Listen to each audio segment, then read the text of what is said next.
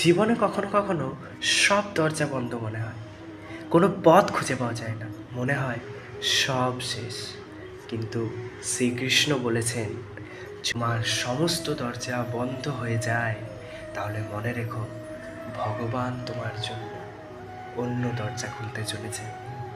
অর্থাৎ এই কথার গভীরতা যদি তুমি বুঝতে পারো, তাহলে কোনো কষ্ট বা যন্ত্রণা বা ব্যর্থতা তোমাকে আর আটকাতে পারবে না। অর্থাৎ শ্রীকৃষ্ণ এখানে বলতে চেয়েছেন, যখন একটা সুযোগ হাতছাড়া হয়, তখন ভগবান তোমার জন্য অন্য কিছু ভেবে রেখেছেন। কিন্তু সমস্যা হচ্ছে আমরা হাল ছেড়ে দিই। কিছু সমস্যা হচ্ছে আমরা নিজের উপর বিশ্বাসটা রাখা ছেড়ে দিই। কিন্তু সমস্যা হচ্ছে আমরা পরিশ্রম করা ছেড়ে দিই। কিন্তু সমস্যা হচ্ছে আমরা ধৈর্য হারিয়ে ফেলি। কিন্তু একটা দরজা বন্ধ হলে সেটার দিকে তাকিয়ে সময় নষ্ট না করে সামনে তাকানো দরকার। যেমন ধরুন, যদি বলি মহাভারতের অর্জুনের সেই শিক্ষা, যা আজও আমাদের অনেক কিছু শেখায়। মনে আছে অর্জুন যখন কিভাবে যুদ্ধ করবে এটা বুঝতে না পেরে হতাশ হয়েছিল, তখন শ্রীকৃষ্ণ তাকে বলেছিলেন, ভালো বা খারাপ যাই ঘটুক, জীবনে কখনো থেমে থাকা উচিত নয়। আবার ধরুন, অনেক বড় বড় সফল ব্যক্তি তাদের জীবনে একবার নয়, দুবার নয়, তিনবার নয়, বরং একাধিকবার ফেল হয়েছে। কিন্তু তারা কি থেমে থেকেছেন? তারা কি ওর বিশ্বাস ছেড়ে দিয়েছেন?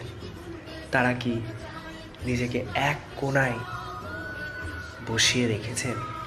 না, তারা এগিয়ে গেছেন, জ্বলন্ত আগুনের মতো এগিয়ে গেছেন। উদাহরণ হিসেবে বলতে পারি এপিজে আব্দুল কালামের কথা।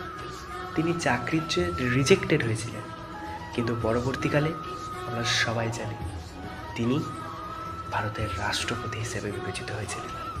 তাই শ্রীকৃষ্ণ সবসময় বলেছেন, জীবনে ধৈর্য ধরে রাখো, পরিশ্রম করো এবং নিজের ওপর বিশ্বাসটা রাখো।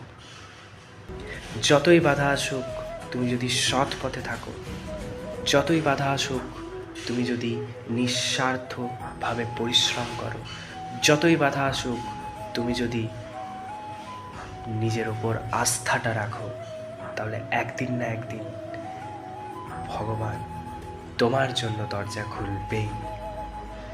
তাই পরবর্তীবার যখনই মনে হবে সব শেষ, এ জীবন বৃথা, তখন মনে রেখো শাহরুখ খানের সেই বিখ্যাত ডায়লগ, পিকচার अभी বাকি হ্যায় মেরে দোস্ত।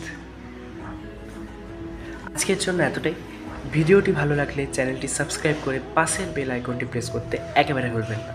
দেখা হবে পরের কোনো ভিডিওতে। হরে কৃষ্ণা।